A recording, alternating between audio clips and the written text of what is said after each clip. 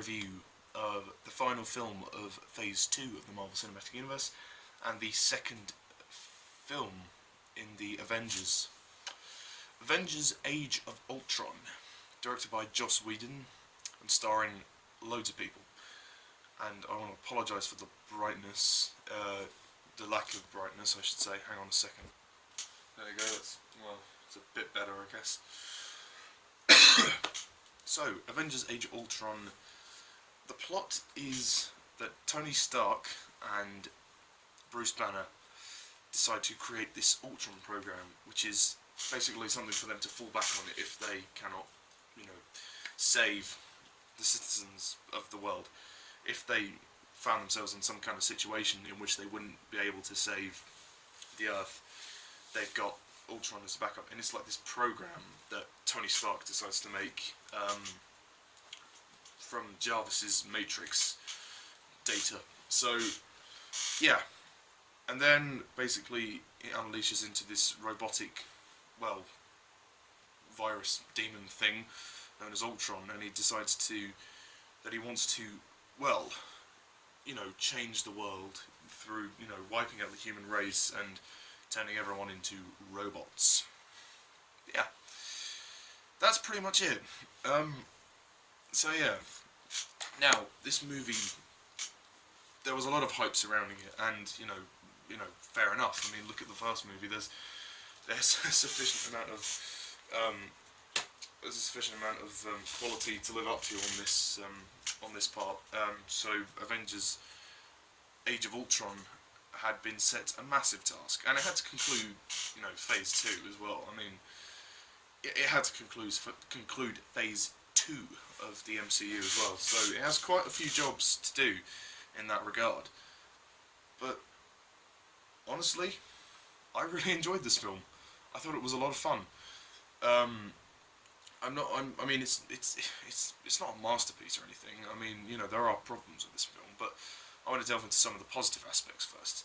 For one thing, I like the dynamics between the characters. If there's anything that works with these films, it is the characters. I mean, Avengers Assemble was brilliant for me because it was the first time those characters had united together, and obviously now they're back together, and they've already, helped each other before, and now, given Tony Stark's actions, this is going to divide sort of the team further. So, I liked the conflict that was had throughout the film. I thought that there was some great character moments between, all the characters, that, some which turned into some great comic mishaps. I felt that the character moments were a little stronger in the first film, but I still liked them here. And all the characters are great. I mean, they all act really well. Robert Downey Jr., Chris Evans, Chris Hemsworth, Mark Ruffalo, Scarlett Johansson, Samuel L.Jackson, Jeremy Renner. Even the new additions, Aaron Taylor-Johnson and Elizabeth Olsen.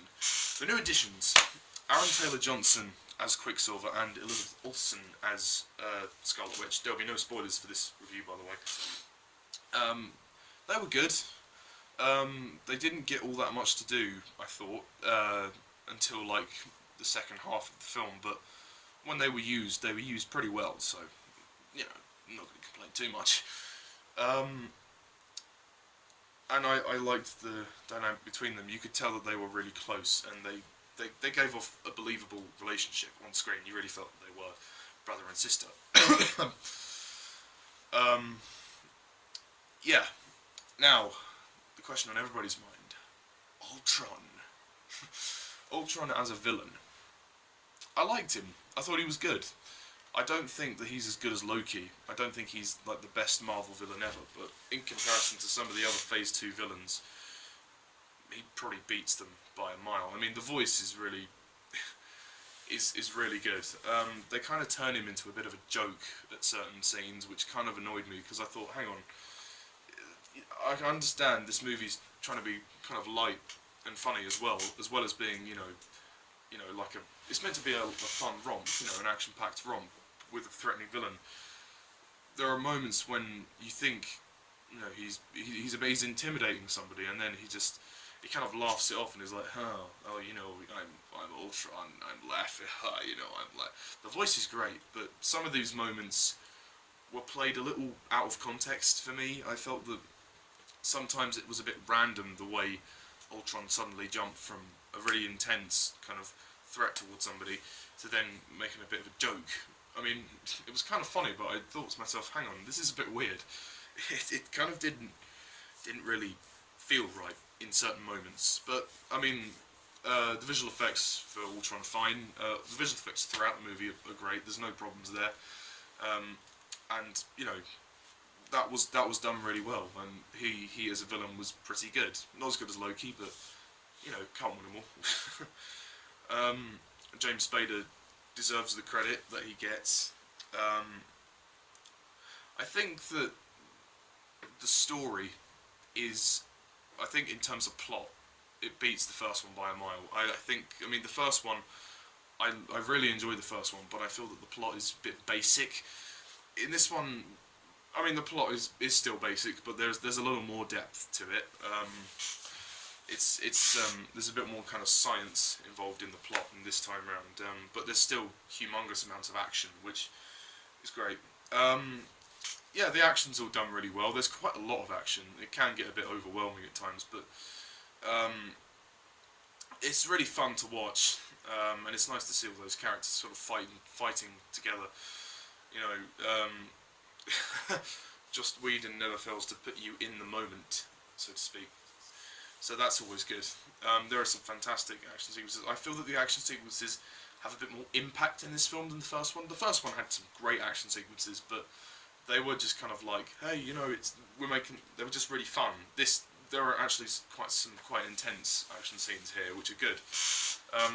There are some really interesting scenes as well with them showing the powers of Scarlett, which I'm not going to spoil it too much, but there is a certain moment in the film when all the characters get affected by Scarlet Witch's power and there's like these flashes. Those sequences were really well done. I thought that was some of the best of the film. Also, Hawkeye. Now, a lot of people really felt disheartened the way Hawkeye was used in the first film. They thought it was awful the way he was used, and I agree. It was terrible the way they used him in the first film. I mean, it didn't detract from the movie too much, but it was a flaw. It was the main problem for me. In this film, he's a lot better. They use him much better than he ever has been. They give him a bit more humanity. They actually develop him as a character, which I like, you know. Sorry about that.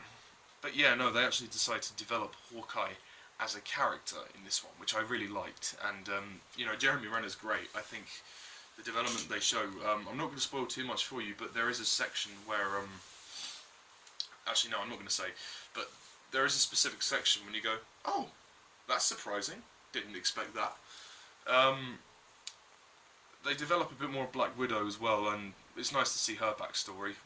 It's quite brutal, but it's well handled. It's well handled, and Scarlett Johansson still plays the part really well. There's a sufficient amount of length to the film. It is long. At times it does drag a little bit. I feel that, you know, there's a section when they go to this little house. You'll understand that when you watch the film, but for me, they spent a bit too much time there. They could have left the house a bit quicker. I mean, they make up for it in the end with so much action, so it's fine. They give Bruce Banner more to do as well, the Hulk, which I really like.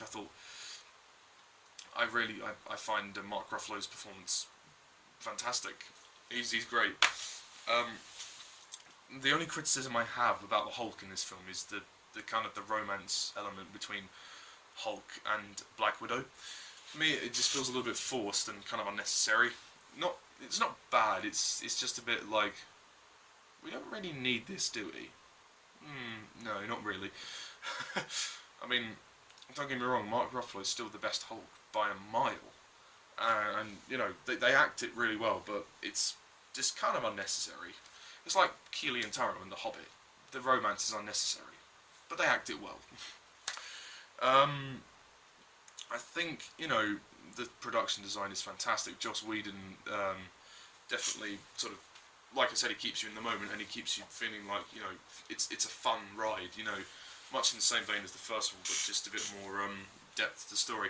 Andy Serkis' little cameo was a really nice surprise. It was a really nice little thing that they had there.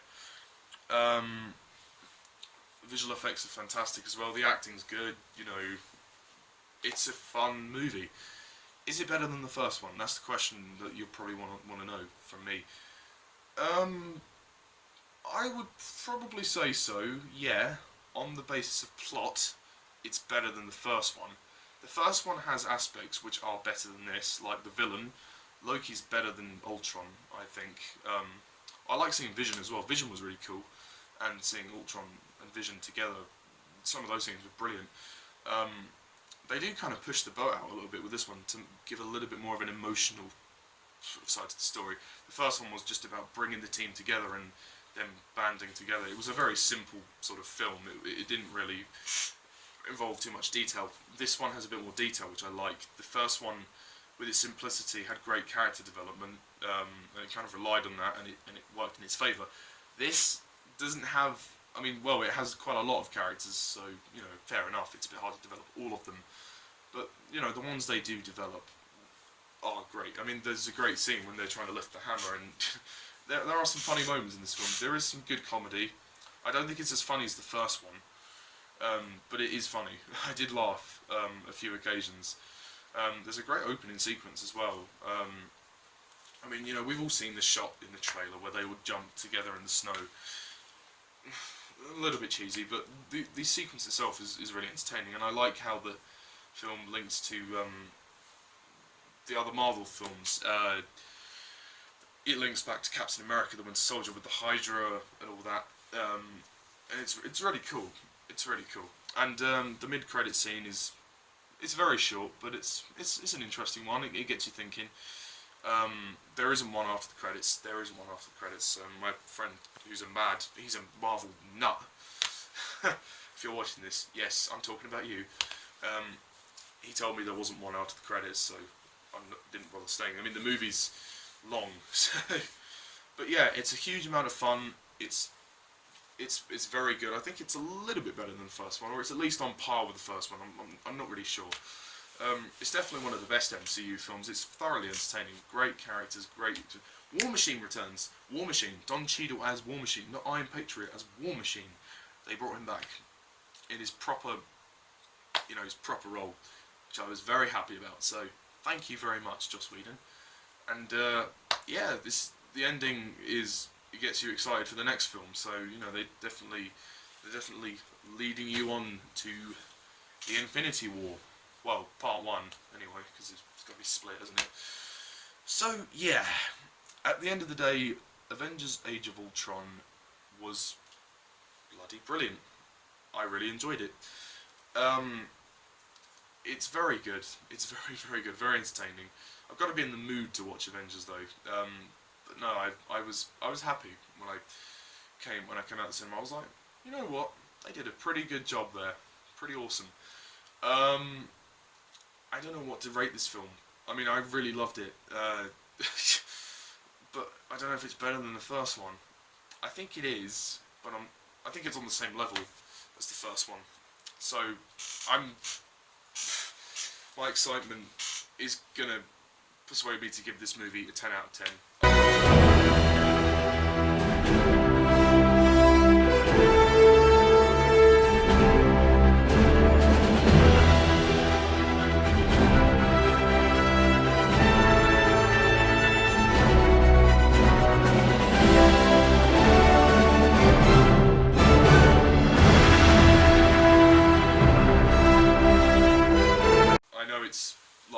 Geeky and fanboyish, but I think, you know what, it deserved it. It tried. It really did try, and I think it makes for a really entertaining film.